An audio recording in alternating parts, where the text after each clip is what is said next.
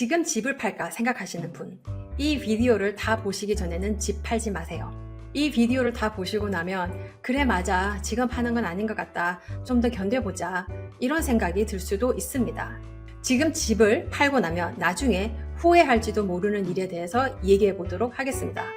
지금 집을 팔아볼까 생각하시는 분들, 에이전트들 만나서 인터뷰를 시작했을 수도 있고 이렇게 유튜브를 보면서 공부도 하고 요즘 부동산 마켓은 어떤가? 이 집에 에퀴리가 이 정도 쌓였으니 집을 팔아서 집에 있는 에퀴리를 빼서 어느 정도 렌트를 하다가 다른 기회를 한번 만들어 볼까? 고민해 보셨을 거예요. 아마 아무 에이전트나 만나서 다 물어봐도 지금이 제일 팔기 좋은 때라고 말할 겁니다. 지금 인벤토리도 너무 적으니 자기한테 주면 좋은 값에 팔아줄 수 있다고 리스팅을 달라고 그럴 거예요. 하지만 이게 정말로 좋은 생각일까요? 제가 지난 2008년 부동산 크래쉬가 왔을 때부터 지금까지 지켜봐온 부동산 시장을 바탕으로 제가 생각하는 점들을 말씀드리겠습니다. 그 전에 앞서 그래도 지금 부동산 시장에서 꼭 팔아야 하는 경우는 어떤 경우인가? 지금 파는 것이 좋은 경우부터 말씀드리겠습니다. 저에게 전화 오는 셀러분들이 이런 경우라면 저는 파는 게 좋겠다고 말씀드려요. 첫 번째, 나이 드신 부모님이 돌아가셔서 집을 상속받은 경우. 집은 트러스트에 있고 형제 자매분들이 오래된 그 집을 공사하고 관리할 자신이 없다면 그냥 팔아서 남은 돈을 다 갈라서 가는 게 좋을 경우에는 그때는 파는 게 좋아요. 왜 또 파는 게 좋은지 아세요? 만일에 부모님이 아주 오래전에 집을 10만 불을 주고 샀는데 돌아가셨을 당시에 집 가치가 150만 불이라면 그 자녀분들은 150만 불 그 스텝업 된 가격으로 집을 물려받는 거예요. 스텝업 된 150만 불 가격으로 물려받아서 150만 불에 팔게 된다면 캐피탈 게인 텍스를 내지 않게 되는 겁니다. 캐피탈 게인 텍스를 안 내고 팔 수 있을 때 팔아서 차라리 그 돈으로 다른 데 투자하고 싶을 때는 파시는 게 좋아요. 두 번째, 이혼하는 경우. 이혼하는 경우 집을 팔지 않고 한 배우자가 집을 가지는 조건으로 할 수도 있지만 그렇지 않고 집을 팔아서 에쿼리를 나눠 가져야 할 경우에는 팔아야 되겠죠. 집을 팔아서 다른 주로 이사를 가는 수도 있을 수도 있고요. 세 번째, 직장을 잃은 경우. 직장을 잃고 바로 다른 직장을 구할 수 있다면 모르겠지만 다른 주에서 새로운 잡 오퍼가 올 수도 있고 그러면 다른 주에서 테넌트 관리하기도 힘들고 이런 경우에는 파는 게 좋을 수도 있어요. 네 번째, 큰 집을 팔아 다운사이즈 하고 싶을 때 노 부부가 아주 큰 2층짜리 3,000 스퀘어피트 되는 이런 집에 살고 있는 경우를 종종 보는데요. 그렇게 큰 집은 메인테인 하기도 힘들어요. 그런 집을 팔아서 실버타운 같은데 작은 유닛을 사서 다운사이즈 하시는 게 좋아요. 작은 유닛을 캐시로 사고 남은 돈으로 여생을 사시는데 생활비에 보태 쓰는 게 좋다고 생각합니다. 큰 집에 에쿼리를 깔고 앉아서 큰 집 메인테인 하기도 힘들고 계단 오르락 내리락 하기도 힘든 큰 집에서 살 필요는 없다고 생각해요. 이런 이유들 말고 그냥 이렇게 말씀하시는 분들이 있어요. 미화씨, 이제 곧 집 가격이 폭락할 거란 소문이 있는데 지금 파는 게 좋지 않을까요? 지금 팔아서 이 돈 가지고 있다가 다른 곳에 투자하는 거는 어떻게 생각해요? 첫 번째, 부동산 시장 폭락하지 않습니다. 폭락할 거라는 그런 소문만 믿고 패닉 세일 하지 마세요. 부동산 시장 폭락을 선동하면서 지금 당장 집을 팔자고 패닉 세일을 선동하는 그런 에이전트 말 믿지 마세요. 제 주변에 2009년, 2010년쯤에 집 팔았던 분 얼마나 후회하는지 아세요?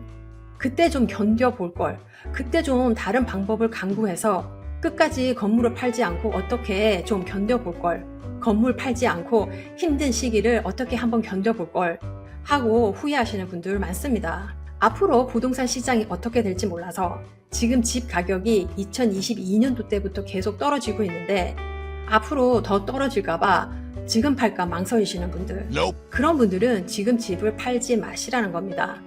지금 파는 것이 두려움과 미래에 대한 불확실성 때문이라면 팔지 마시라는 겁니다. 미래는 아무도 몰라요. 제가 장담하건대 이 힘든 부동산 시장에서 집을 팔지 않고 견뎌낼 수 있다면 견뎌내세요. 앞으로 5년, 6년이 지나서 아 그래 그때 힘들었던 2025년 부동산 마켓을 견뎌내길 잘했다. 그럴 때가 올 겁니다. 제가 여기서 말씀드리는 포인트는 집을 팔기 좋은 가장 좋은 때를 가늠하려고 하지 마세요. 아무도 모릅니다. 집을 팔아야 하는 이유가 있어서 파는 거라면 모르겠지만 불안과 미래에 대한 불확실성, 그냥 지금 팔기가 좋은 때인 것 같다. 지금 파는 것이 가장 좋은 값을 받을 수 있다라고 하는 에이전트의 그 달콤한 말에 속아서 팔지 말라는 겁니다. 캘리포니아에서 부동산으로 돈을 버는 방법은 안 파는 거예요. 팔지 않고 계속 사기만 사세요. 계속 사서 돌아가실 때까지 계속 가지고 있다가 자녀분들에게 물려주세요. 그게 부동산으로 돈 버는 방법입니다. 아, 그래도 미화 씨, 나 지금 현금이 필요한데요. 이 집 팔아서 돈 써야 할 때가 있어요. 하시는 분이 있다면 그게 아주 큰 돈이 아니라면은 힐락을 하는 방법도 있어요. 홈 에쿼리 라인 오브 크레딧을 만들어서 집을 팔지 않고도 그 집의 에쿼리를 빼낼 수 있는 방법이 있습니다. 홈 에쿼리 라인 오브 크레딧에서 빼내는 돈은 세금을 안 내는 텍스 프리 돈이에요. 만일에 홈 에쿼리 라인 오브 크레딧에서 20만 불을 빼낸다면 그 돈은 텍스 프리 돈이에요. 물론 그 돈에 대한 이자는 은행에 냅니다만 그 빼낸 돈에 대한 텍스는 내지 않아요. 그래서 급전이 필요하거나 짧은 기간에 돈을 쓰고 갚을 수 있는 돈이라면 힐락을 쓰시는 것도 좋은 방법이에요. 여튼 집을 팔지 않고 견딜 수 있는 방법이 있다면 무조건 견디세요. 집을 파는 일이 얼마나 스트레스 받는 일인지 아세요? 다음 주에 집을 팔아야 되겠다고 당장 다음 주에 마켓에 내놓을 수 있는 게 아닙니다. 가장 좋은 값을 받기 위해 미리 준비해야 할 것들이 한두 개가 아니에요. 그 준비 작업이 길게는 몇 개월이 걸릴 수도 있습니다. 집을 팔 때 에이전트에게 내는 비용, 에스크로 비용, 트랜스퍼 텍스 등등 들어가는 비용도 많습니다. 이런 스트레스와 비용을 들여 집을 꼭 팔아야 하는 아주 강한 모티베이션이 없는 셀러분이라면 집을 팔고 나서 후회할 수 있어요. 부동산 투자를 하다 보면요, 업앤다운이 있습니다.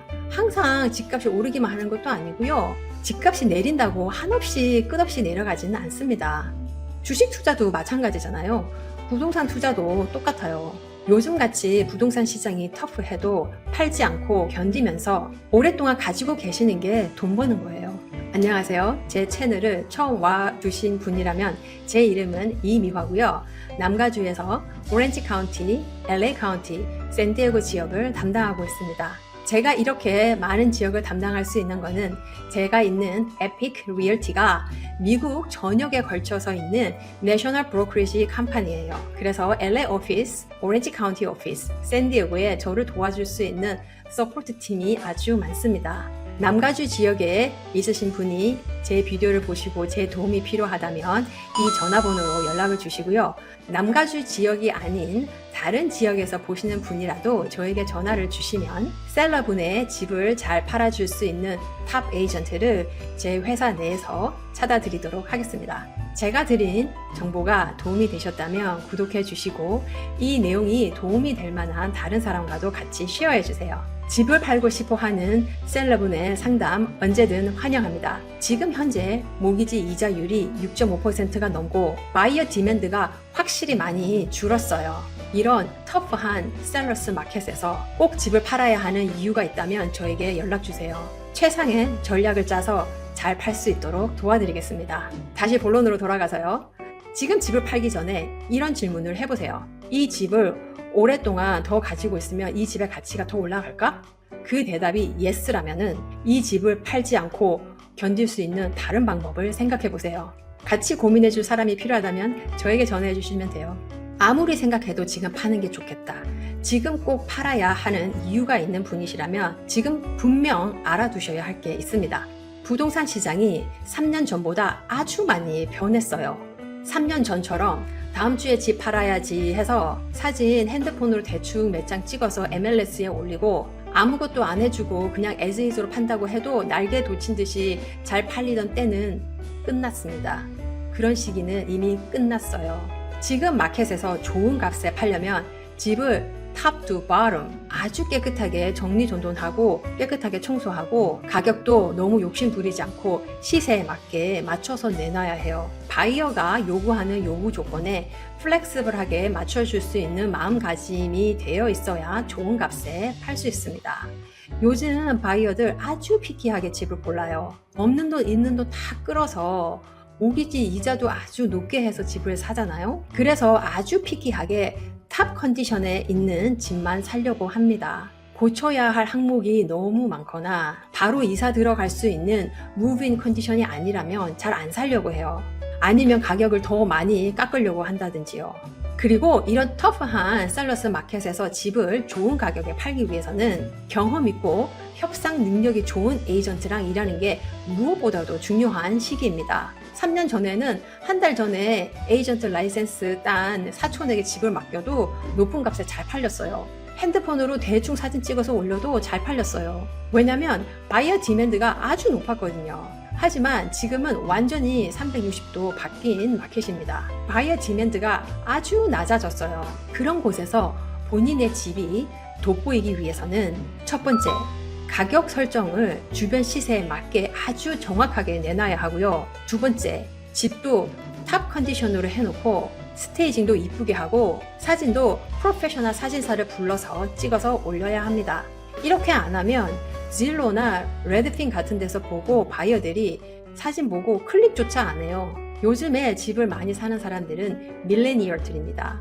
밀레니얼들은 온라인 마케팅에도 강하고 집 서치도 다 온라인에서 해요. 그래서 인터넷에서 봤을 때 압도적으로 사진을 잘 찍어서 올린 게 아니면 이 집을 보러 가고 싶다라는 생각조차 안 합니다. 요즘은 온라인 마케팅이 새로운 오픈하우스예요. 이렇게 온라인에서 파시려는 집을 아주 돋보이게 광고해 줄 수 있는 테크놀로지를 잘 쓰는 에이전트를 만나는 것도 아주 중요해요. 얼마 전에 셀러분과 미팅에서 제가 왜 이 집을 팔려고 하냐고 여쭤보니까 이러시는 거예요. 그냥요. 이 집에서 뭐 오래 살기도 했고 이 집에 딱히 뭐 문제가 있는 건 아닌데 그냥 고칠 거 없는 새 집에서 새 출발하고 싶어요. 그런 기분 이해합니다. 옷도 똑같은 옷 오랫동안 입다 보면 새 옷 입고 싶고 차도 같은 차 오랫동안 타다 보면 이 차에 딱히 다른 문제가 없는데도 새 차 타고 싶을 때가 있죠. 하지만 지금은 아끼고 전략하면서 살아야 할 때입니다. 이렇게 몇 년을 기다리시면 이 집 현재 가격보다 더 좋은 값으로 파실 날이 올 거예요. 자, 그럼 지금 집을 꼭 팔아야 하는 셀러분이라면 저에게 상담 전화 주시고요. 그럼 다음 비디오에서 뵐게요.